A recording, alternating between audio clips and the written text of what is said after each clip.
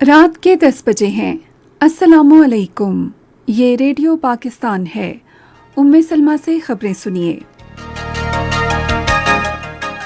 اہم خبروں کا خلاصہ۔ وزیر اعظم نے آئندہ ماہ تک لوڈ شیڈنگ میں نمایاں کمی کے لیے ہنگامی اقدامات کی ہدایت کی ہے۔ پاکستانی وفد نے واشنگٹن میں IMF اور عالمی بینک کے حکام سے تعمیری مذاکرات کیے۔ منصوبہ بندی کے وزیر نے کہا ہے کہ پاکستان کئی شعبوں میں امریکہ کی تجارتی منڈیوں اور اس کی ٹیکنالوجی تک رسائی چاہتا ہے۔ اور اقوام متحدہ نے یوکرین کے شہر ماریوپول میں فوری جنگ بندی کی اپیل کی ہے تاکہ شہریوں کو جنگ زدہ علاقے سے نکالا جا سکے۔ اور اب خبریں تفصیل کے ساتھ۔ وزیر اعظم شہباز شریف نے آئندہ ماہ تک لوڈ شیڈنگ میں نمایاں کمی لانے کے لیے ہنگامی اقدامات کے احکامات دیے ہیں۔ وزیر اعظم نے ملک میں بڑھتی ہوئی لوڈ شیڈنگ اور لوگوں کو درپیش مسائل کا نوٹس لیتے ہوئے کہا کہ جب تک عوام کو اس مسئلے سے چھٹکارا نہیں ملتا میں چین سے نہیں بیٹھوں گا۔ انہوں نے عوام کو ہر ممکن ریلیف دینے کی ہدایت کی۔ انہوں نے کہا کہ تیل اور گیس کی وافر مقدار میں بندوبست کرنے تک عبوری انتظامات کیے جائیں۔ انہوں نے کہا کہ سابق وزیر اعظم نواز شریف کی حکومت نے ملک میں اضافی بجلی سسٹم میں شامل کی، لیکن یہ بات افسوسناک ہے کہ گزشتہ حکومت نے ایک بھی یونٹ سسٹم میں شامل نہیں کیا۔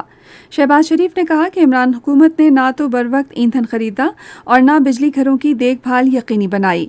وزیر اعظم نے کہا کہ گزشتہ حکومت کی اس زیادتی کے باعث قوم ماہانہ 100 ارب روپے ادا کر رہی ہے۔ انہوں نے کہا کہ سابق حکمرانوں کی غفلت کی وجہ سے LNG کا ایک بحری جہاز جو پہلے 6 ارب روپے کا مل رہا تھا اب قوم کو 20 ارب روپے میں پڑ رہا ہے۔ عمران حکومت کی اس نااہلی کا بوجھ رواں سال قوم کو 500 ارب روپے سے زائد رقم کی ادائیگی کی صورت میں اٹھانا پڑے گا۔ انہوں نے کہا کہ گزشتہ حکومت نے توانائی کا شعبہ تباہ کر کے ملکی معیشت کو دیوالیہ کرنے کی سازش کی ہے۔ پاکستان کے وفد نے واشنگٹن میں IMF کے حکام کے ساتھ کئی اجلاس کیے اور عالمی مالیاتی ادارے کے پروگرام کے 7ویں جائزے پر تبادلہ خیال کیا۔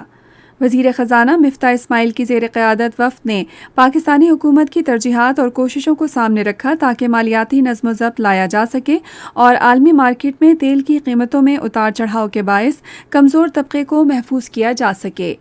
IMF نے پاکستانی وفد کے لیے حمایت کا اظہار کیا۔ IMF کا مشن اس کے سربراہ کی قیادت میں آئندہ ماہ پاکستان کا دورہ کرے گا، جس میں پیٹرول اور بجلی پر درپیش سبسڈی کے مسائل پر تبادلہ خیال کیا جائے گا جو سابق حکومت نے دی تھی۔ وفد نے عالمی بینک کے مینیجنگ ڈائریکٹر، نائب صدر اور دیگر حکام سے بھی ملاقات کی۔ اس موقع پر جاری قرضوں کے پروگرام پر پیش رفت اور عالمی بینک کی مزید مالی معاونت کے طریقہ کار پر بھی گفتگو ہوئی۔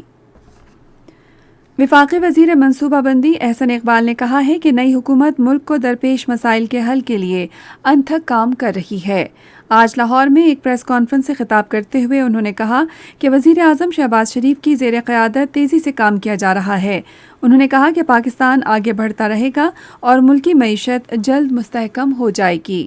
انہوں نے کہا کہ چین نے ہمیں سی پیک کا بڑا منصوبہ بطور تحفہ دیا ہے جسے گزشتہ حکومت نے تباہ کر دیا تھا اور ان کے دور میں منصوبے سے ملک میں $1 کی بھی آمدنی نہیں ہوئی۔ انہوں نے کہا کہ تحریک انصاف کی حکومت نے سی پیک کے تحت 9 میں سے ایک بھی صنعتی زون پر کام نہیں شروع کیا جنہیں 2020 میں مکمل کیا جانا تھا۔ انہوں نے کہا کہ یورپی یونین نے پاکستان کو GSP+ درجہ دیا، لیکن عمران خان نے اپنی سیاست بچانے کے لیے یورپی یونین کو چیلنج کرنا شروع کر دیا۔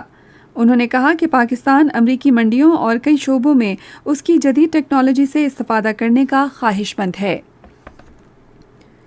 پاکستان ریلوے نے عید الفطر کے 3 دن کے لیے کرایوں میں 30% کی کمی کر دی ہے۔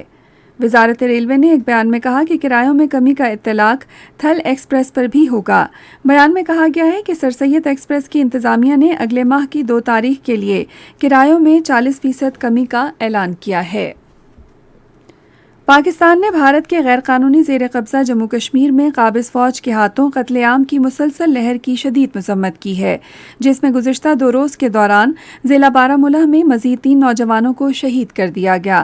دفتر خارجہ کے ترجمان نے آج ایک بیان میں کہا کہ مقبوضہ کشمیر میں 5 اگست 2019 کے غیر قانونی اور یک طرفہ اقدام کے بعد قابض بھارتی فوج 580 سے زائد نہتے کشمیریوں کو شہید کر چکی ہے۔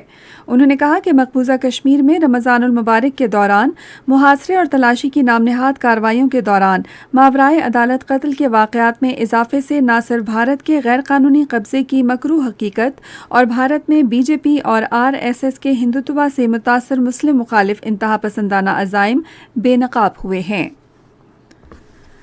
اور اقوام متحدہ نے ماریوپول میں فوری جنگ بندی کی اپیل کی ہے تاکہ شہریوں کو جنگ زدہ علاقے سے نکالا جا سکے۔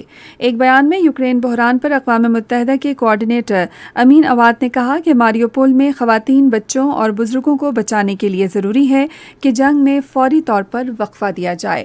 اسی کے ساتھ خبریں ختم ہوئیں۔